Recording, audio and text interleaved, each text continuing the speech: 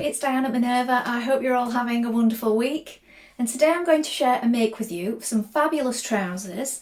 It's these wide leg trousers from Vogue and it's pattern number 9361. And we're going to be making version B right here.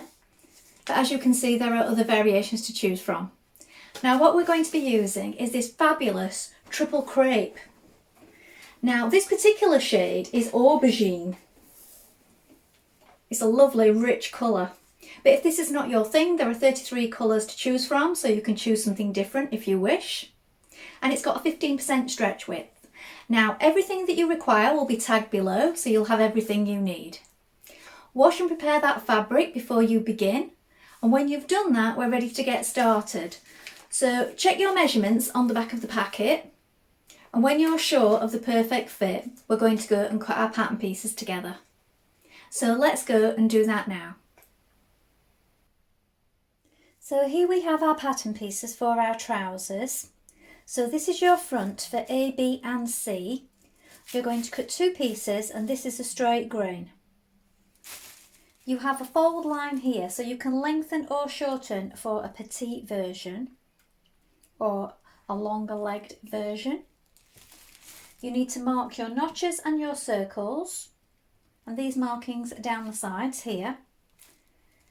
You're going to mark your fly markings here and also the centre front and the fold lines for right and left. And then again here we have markings and fold lines for shortening and lengthening. Depending on which version you're making, we're making version B. If you're making version A, you're cutting here at this marking right here. Now here we have our back piece for A, B, C. You're going to cut two pieces again. This is your straight grain. Again, make a note of the points to lengthen or shorten. Make a note of your circles and your notches.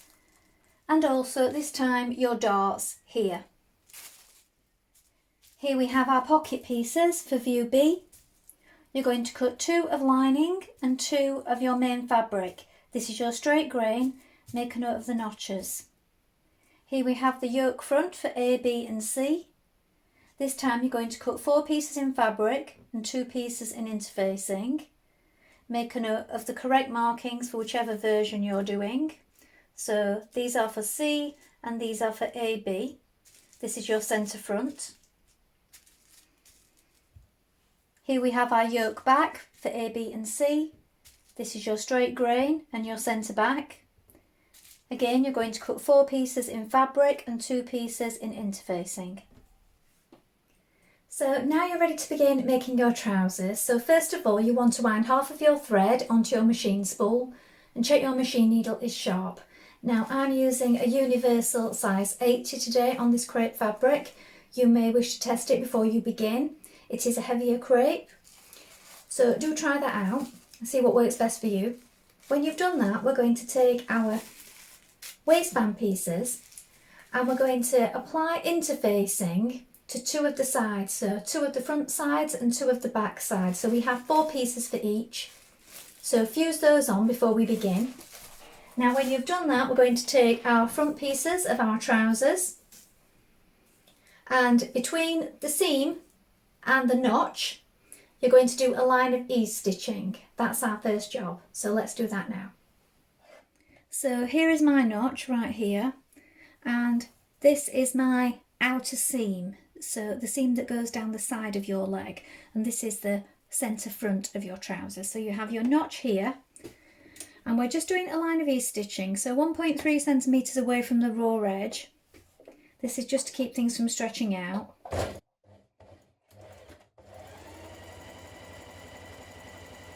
Now we're going to stitch these two front pieces together from this notch here, this back tack, and we're going to stitch to this square here.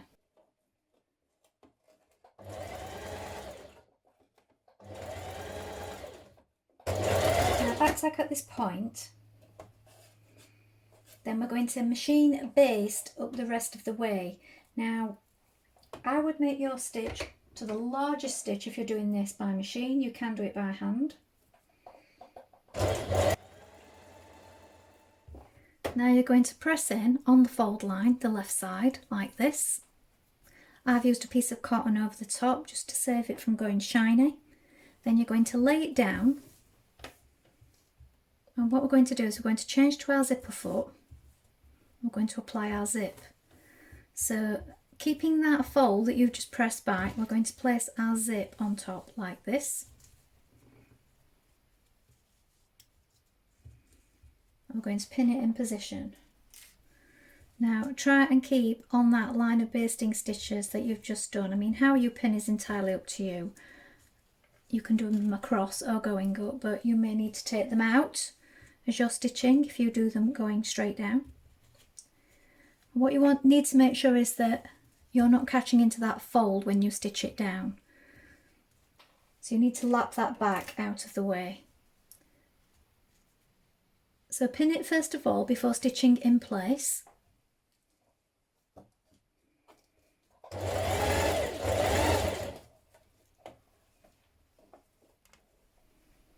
Now from the top side, I've left my zipper foot on and I'm just top stitching down the side of that zip and through all thicknesses now. I've unpicked it here, my basting stitches, so that I can just check that everything's flat and as it should be. And I've secured it with a few pins also. Now you can leave the fly as it is at that point if you wish, but what I've done is I've folded another piece of fabric in half. And what I've done is I've just laid it on top of there, just so it's the same length. And I've just shaped it at the bottom. So I just folded it in half, just shaped it to follow that line. And I've also overlocked around it, or you could zigzag stitch it. And this will just make it neater on the inside, I feel, like most men's trousers are. So if you open up your zip like this, and you are going to use this piece, you're going to put this on this side. So this is where we've got the overlap on top. So this is not in the pattern, this is optional if you want to do this. So again, just fold a piece of fabric in half, just the length of the zip, and just shape it at the bottom so it follows that line of that top stitching that you've done there. The zip is open. This is the top where we've top stitched it. This is the underneath bit. On the underneath part, we're going to place that behind it like this. And that gives you that nice extra panel behind your zip.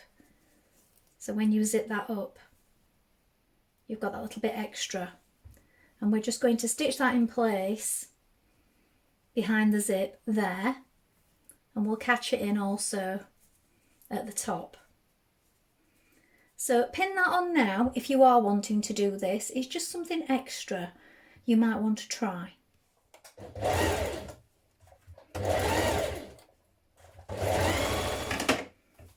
My little extra panel, and I'm also going to secure it at that side as well. Now if you do add that extra bit of fabric behind that panel of your zip, you do want to actually top stitch down your zip and through all thicknesses on this side as well, and that will keep it all from moving around.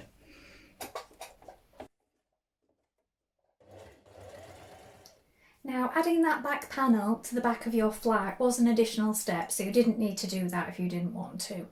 It was just something extra. So if you wanted to just leave it flat on the back, that's fine.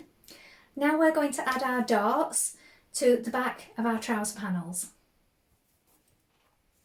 So take your back trouser pieces, and with right sides together you're bringing these two markings together at the top, and we're working towards this point here.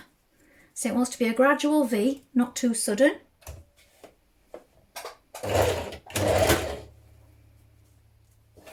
Now if you make your V too sudden, sometimes you'll get a bump or a bubble on the other side.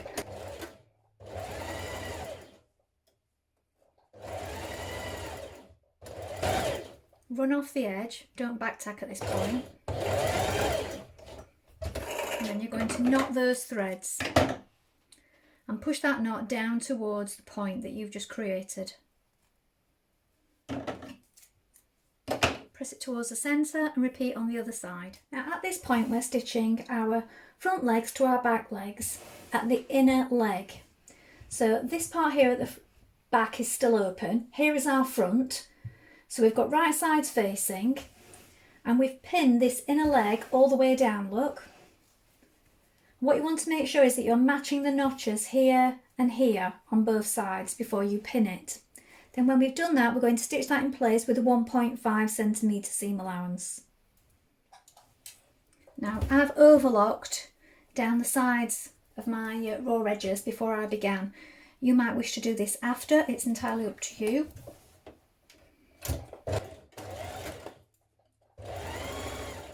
Now you're going to stitch the remainder of your crotch and up the centre back. So back tack to begin.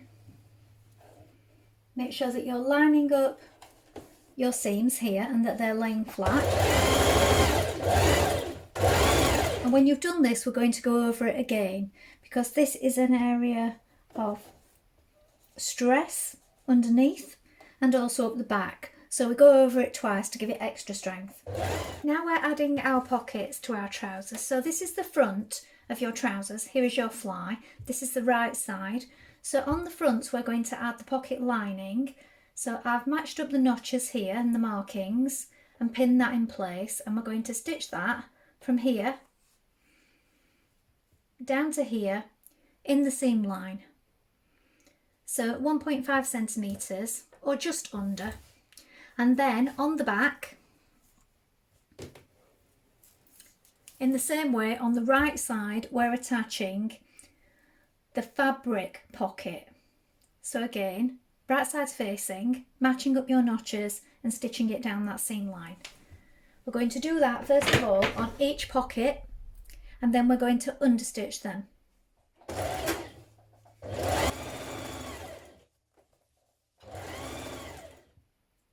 So on each pocket I'm pushing the seam towards the pocket, so that's outwards, and I'm going to stitch a couple of millimetres just inside that seam onto the pocket part, all the way down.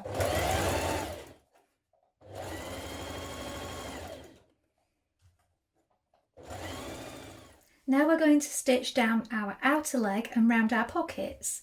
So you want to line up your legs like this, with your pockets facing outwards.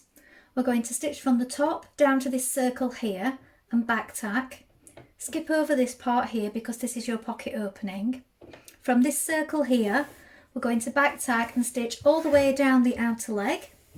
Then when you've done that, we're going to stitch around our pocket pieces. We can then edge finish or overlock, as you prefer.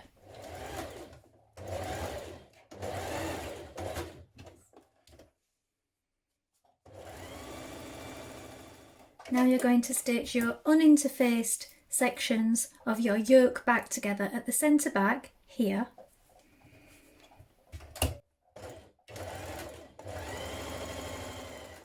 Now stitch one uninterfaced yoke front section either side of those two back pieces. So as you can see, you've got two notches here.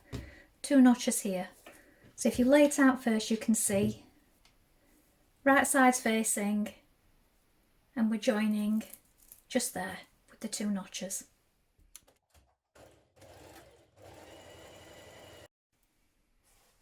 Now you're going to pin that uninterfaced facing to your trousers, making sure that you match up your centre back seams, your side seams and your markings. Now these front parts do overlap, look, because we're going to be having our button there which goes across the front. So here is your zip and this overlaps beyond the zip. So make sure that you check your markings before you stitch that on.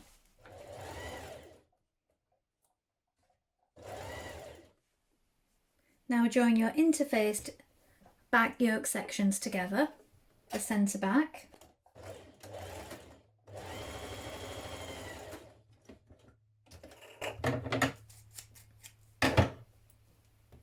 And then add your front yoke sections.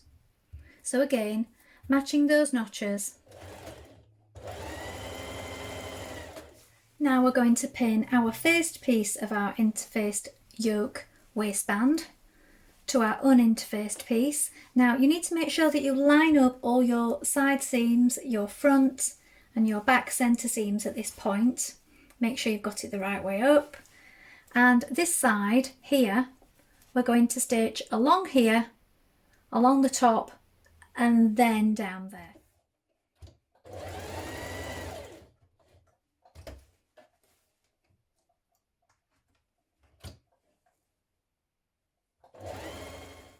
Now trim away the excess and turn through your waistband like this. We're now going to press it under. Now you can edge stitch, you could overlock or zigzag stitch that first if you want, or you can just simply slip stitch it to your waistband here. Alternatively, you could stitch it in the ditch by sewing on the other side from the right side, overlock this part of your waistband, and then from the right side stitch it down in the ditch there. So that is up to you. So I'm choosing to slip stitch mine around the waistband just because it's more invisible and I don't mind hand stitching. Now we're going to top stitch around the edges of our yoke waistband.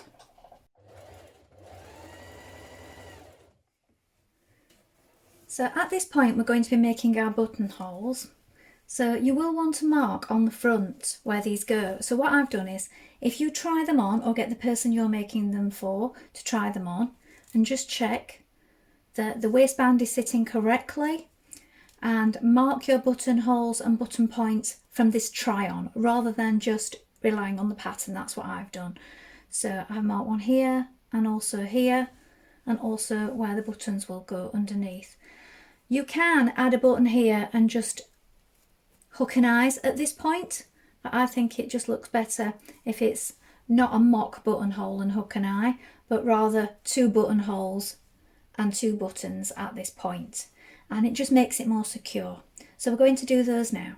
So now we're going to make our buttonholes. Now you do want to check your button against your buttonhole first to check that you're making it the right size, and I've marked it with chalk, and also I've got my markings here on my buttonhole foot.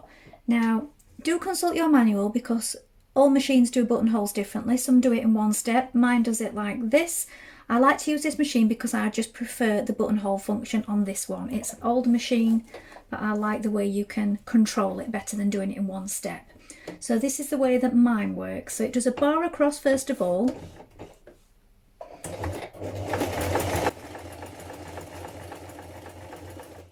And then you move on to the next step and it goes back.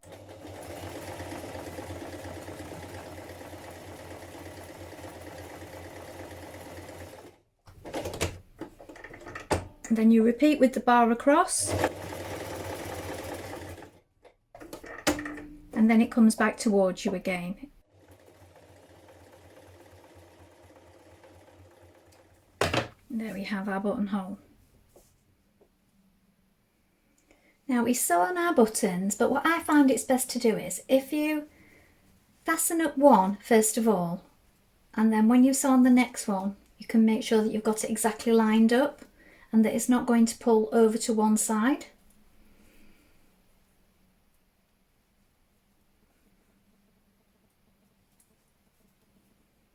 So now we're going to hem the bottom of our trousers. So I've overlocked my raw edge first of all. So do try them on and check that they're the correct length for you. It's best to do this with the shoes that you'll be wearing with them, either you or whoever you're making for. And then when you've done this, you can either turn it under, press it and turn it again, or you can overlock it flat like I've done. I find it's best to overlock or edge finish it, just so that you've got one fold at the bottom here for when you're pressing it, because this fabric is quite thick. So that's what I'd recommend. And then I'm hand stitching it so that the stitches don't show on the right side. So just doing that on the inside, just invisibly just catching. So here are the finished trousers.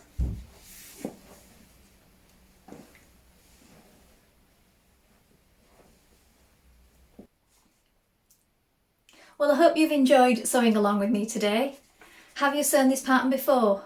Please let us know in the comments below, along with any photographs. We always love to see what you've been making. Also, remember to like and follow Minerva to get more video content like this every week. And of course, take a look at the Minerva Craft Club to get 10% off all your orders for a whole year. Now, if you choose to make this pattern again, why not choose a denim? Maybe go for the crop version or a gabardine. Now, I think this is a really smart going out trouser, but you can also dress it down and wear it with your sneakers and with your t-shirts. Lots of different ways of styling it. So have a play around with your fabric choices on this one.